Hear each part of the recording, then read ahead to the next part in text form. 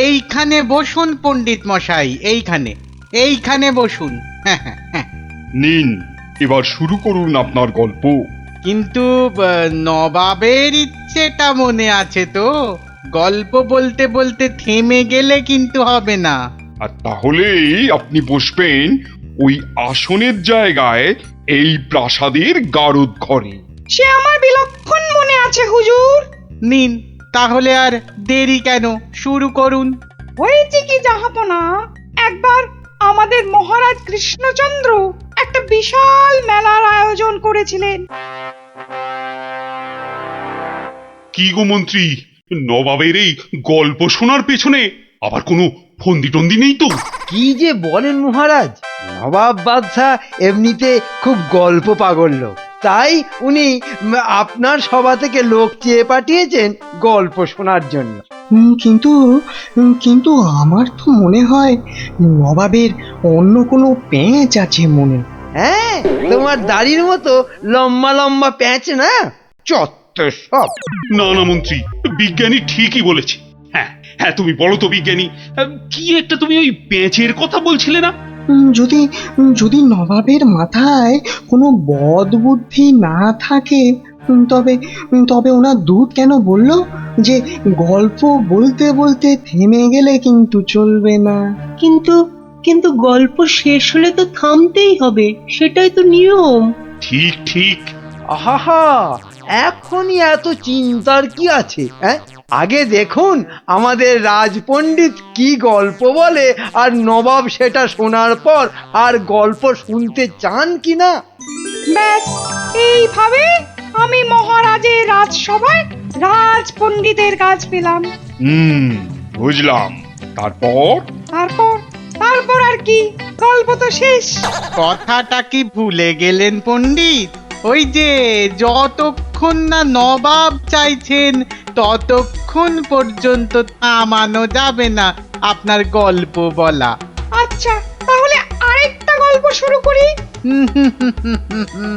ওটি হচ্ছে না, ওই গল্পটাই বলতে হবে। ও বাবা, গল্প শেষ হয়ে গেলে আর কি করে গল্প বলবো? সেটা তো আমার জানার কথা নয়। যাও, প্রাসাদের গারদ ঘরে গিয়ে পচে মরো গিয়ে। না না না নবাব, আমাকে ছেড়ে দিন, আমাকে ছেড়ে দিন, আমাকে ছেড়ে দিন জাহাপনা। নিশ্চয়ই ছাড়বে, কিন্তু আর একজনকে যে পাঠাতে হবে তোমাদের রাজ্য থেকে। যে এসে আমাকে গল্প বলে খুশি করে তোমাকে ছাড়িয়ে নিয়ে যাবে। যাও যাও যাও যাও যাও যাও দূত, জলদি গিয়ে মহারাজকে খবর দাও।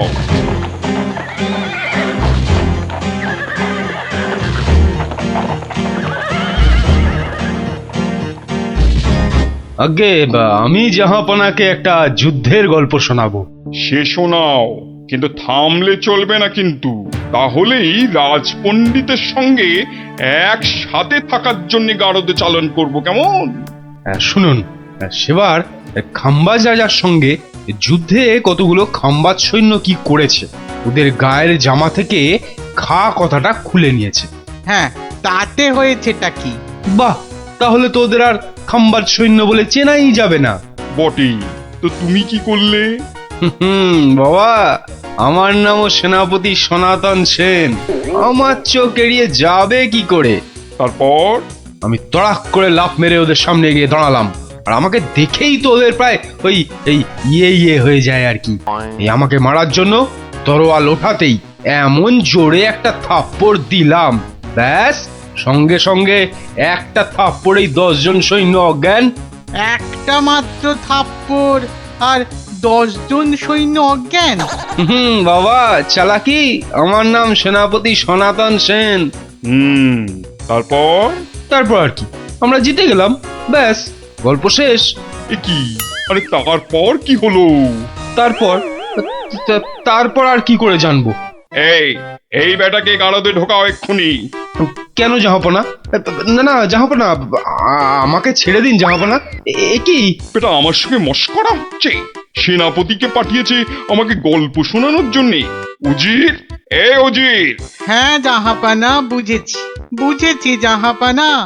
এই দূত, এক্ষুনি যাও, মহারাজকে বলো এবার ঠিকঠাক লোক গল্প বলার মতো যদি না পাঠায় তাহলে কিন্তু নবাব খুব ক্ষেপে গিয়ে কৃষ্ণচন্দ্রকেই সিংহাসন থেকে নামিয়ে দিয়ে আমাকেই কৃষ্ণনগরের রাজা করে দেবেন, তাই না জাহাপানা? হ্যাঁ, ঠিক তাই। আরে যাও যাও যাও, দাঁড়িয়ে থেকো না, জলদি যাও। আহা, এবার আমার ভাগ্য খুলেছে।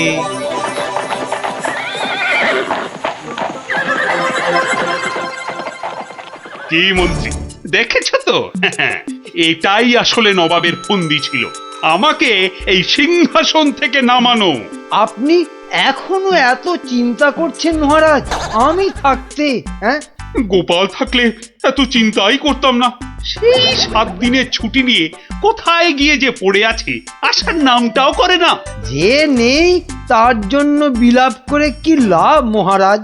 এই শর্মাই গেলে নবাবকে এমন গল্প শোনাতো যে নবাব একেবারে হাঁ হয়ে যেত। ঠিক বলেছ, এবার এবার তুমি যাবে। হ্যাঁ, আমি মানে আমি গেলে কে আপনার রাজ্য সামলাবে মহারাজ? হ্যাঁ, রাজ্যই না থাকলে তার আবার সামলানো। আরে যাও যাও, আগে গিয়ে নবাবকে সামলাও, যাও যাও। হ্যাঁ, যদি গল্প বলতে না পারি? মানিক আমার, যদি গল্প বলতে না পারি, যাও না, তাহলে নবাবের গারদে আমার জন্য অপেক্ষা করবে। মানে মানে নবাব আমার রাজ্য কেড়ে নিয়ে গারদে পাঠালে ওখানে সবাই বসে আমরা রাজা রাজা খেলবো। যাও, বেল্লিক কোথাকার। হ্যাঁ গো, মহারাজের কাছে ছুটি নিয়ে তো এসেছিলে 7 দিনে, না? হ্যাঁ, সেটা আজ গিয়ে 10 দিনে পড়লো। তাহলে চলো এবার আমরা বাড়ি ফিরি। ঠিকই বলেছ, শ্বশুর বাড়িতে তো অনেক দিন হলো না। মহারাজ কিরকম আছেন কোনো খোঁজ খবরই রাখা হয়নি। কাল তাহলে রাজসভার দিকে যাব, কি বলো? হ্যাঁ, কালই যাই একবার।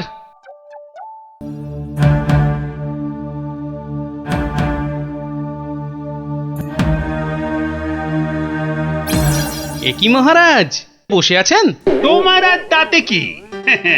তোমার শুধু শ্বশুর বাড়িতে ভালো মন্দ খেতে পারলেই তো হলো। না মহারাজ, ওই আসলে ওই অনেকদিন পরে গেলাম তো, ওরা কিছুতেই ছাড়তে চায় না। হ্যাঁ, এদিকে আমার তো এই কৃষ্ণনগরের সিংহাসনটাই মনে হচ্ছে ছাড়তে হবে। বলেন কি? তাহলে শোনো, ব্যাস, আর আমাকে পায় কে? সব উত্তর আমি বই দেখেই টুকে দিলাম। বাহ, তাহলে টুকেই তুমি মন্ত্রিত্বের পরীক্ষায় পাশ করে গেলে। শুধু কি তাই, মৌখিক পরীক্ষার সময় মহারাজের পেটটা খুব গন্ডগোল করলো, আর আমিও মুখে পরীক্ষা না দিয়ে ড্যাং ড্যাং করে মন্ত্রী হয়ে গেলাম। বুঝলাম, কিন্তু তারপর? তারপর তারপর আমি চাকরি করি আর মাইনে পাই, চাকরি করি আর মাইনে পাই। তারপর? তারপর আমি বিয়ে করলাম। তারপর?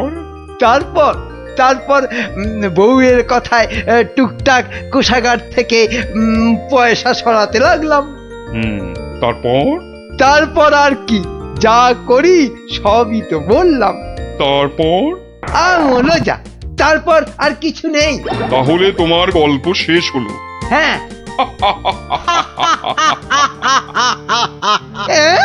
হ্যাঁ নয়, হ্যাঁ। এবার তাহলে তোমাকেও যে গারদে পুড়ে দেওয়া হবে।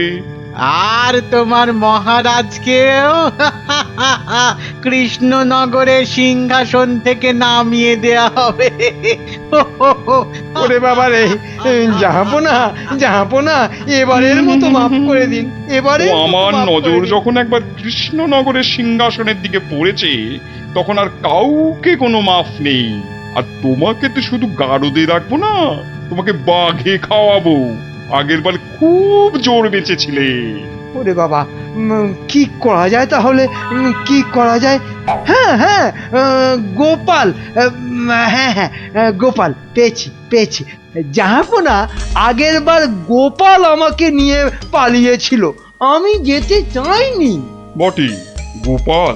আচ্ছা উজির, গোপাল তো এখনো গল্প বলতে আসেনি।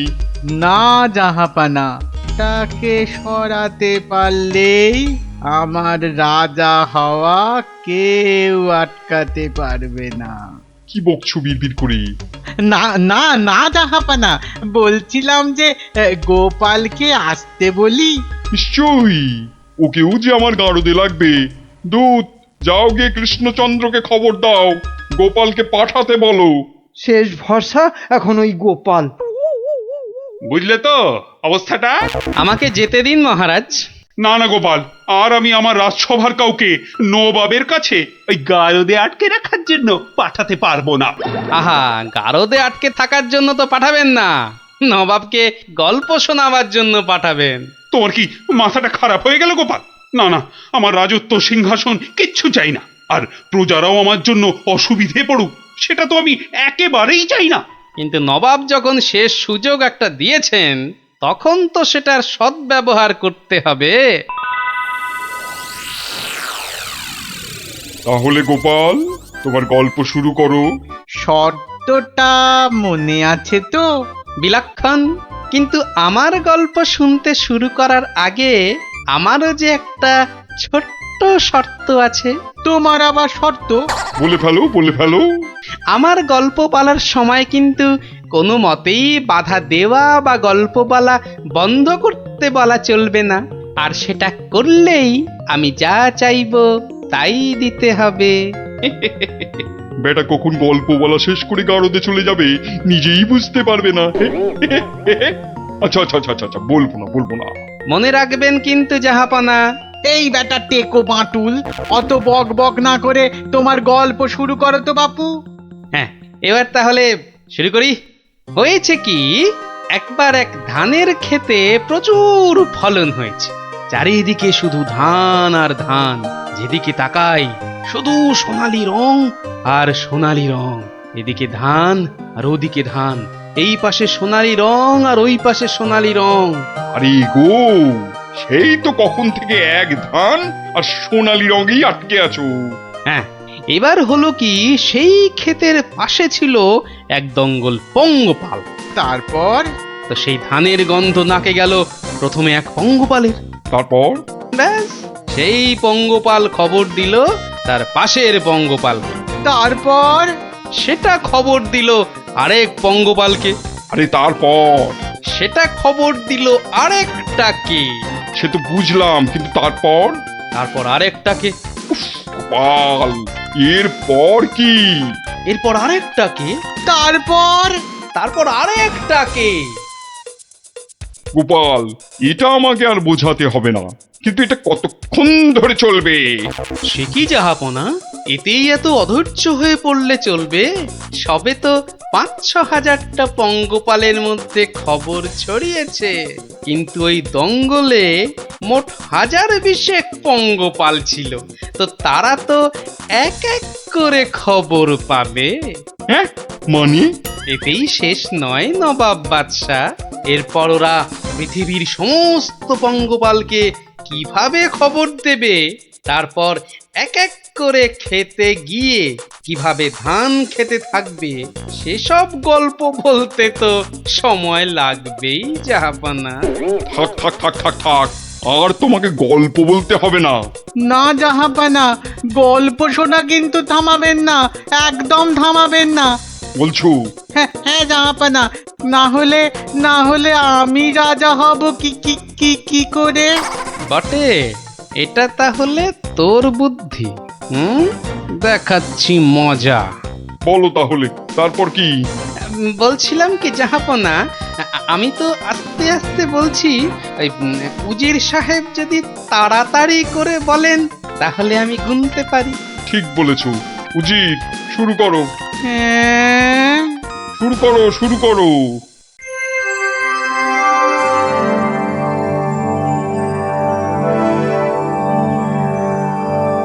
তারপর আর একটা খবর পেল, তারপর আর একটা, তারপর আর একটা, তারপর আর একটা, গোপাল, আর আর কত? আর কোটি খানেক হবে, কোটি খানেক হবে জাহাপনা, এক্ষুনি হয়ে যাবে। বন্ধ করো তোমার গল্প, বন্ধ করো। কিন্তু জাহাপনা, আমার গল্প বলার শুরুতেই একটা শর্ত ছিল যে আমাকে গল্প বলা কোনো মতেই বন্ধ করতে বলা চলবে না। আমি আমি রাজা হব, আমি রাজা হব, আমি রাজা হব জাহাপনা। আমি গারদ থেকে মন্ত্রী, পণ্ডিত আর সেনাপতিকে ছেড়ে দিচ্ছি, আর তোমাকে 1000টা সোনার মোহর দিচ্ছি। তুমি বাড়ি যাও গোপাল, তুমি বাড়ি যাও। নবাবের জয় হোক,